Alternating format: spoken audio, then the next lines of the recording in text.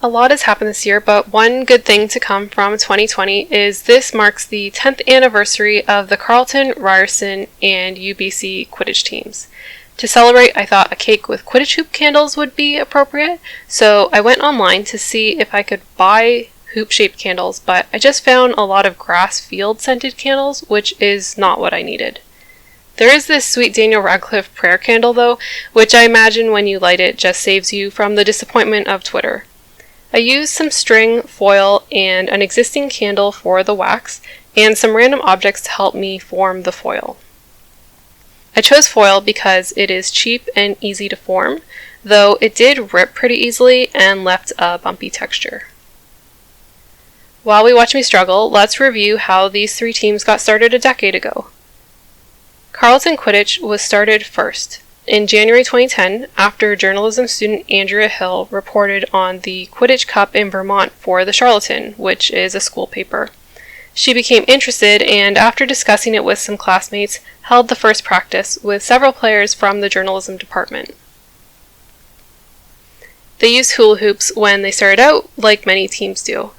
In the early years, Carleton players were very focused on helping start up other teams in the schools and areas around them. That summer, Andrew Wynn, a Carleton player, returned to Toronto for the summer where he tried to start up a Ryerson team. Ryerson's first practice was July 2010, and in the fall, when Andrew moved back to Ottawa, the team was taken over by Suraj Singh, who led the team for several years, Sam Racing, Trung Ho, Manvi Kapoor, and Chris Lacroix. On the other side of the country, at the University of British Columbia, some students were talking about how they had heard of other places starting real Quidditch teams. Some overheard them talking about quaffles and, curious, joined in, and they made plans to start a team of their own.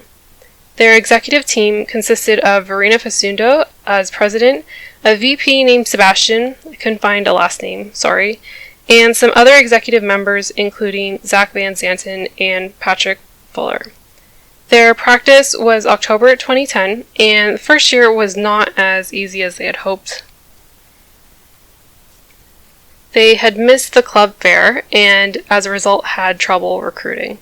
On a good day, practice would have 10 players, and they played with hula hoops on the ground because they did not have any money to make equipment of their own. And at the end of the season, unfortunately, most of the leadership did not want to continue. Only Zach and Patrick stayed on, and next season they went full force at the club fair. They were able to recruit enough players to afford hoops, and they were able to grow the team from there. I found it interesting learning about how these teams were started. It clearly took a leap of faith, especially when you're trying to recruit people for a sport that most people don't realize exists. The candles, as you can see, did not turn out very elegant, but I think they did turn out looking like Quidditch hoops.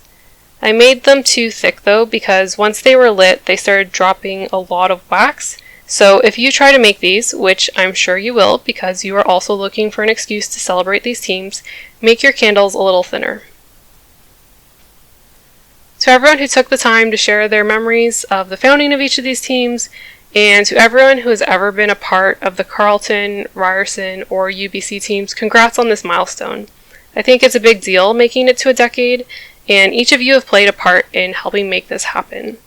If you have any memories of these teams in the early days or any time in the past 10 years, please feel free to share, as it's fun to hear what has and has not changed over the years.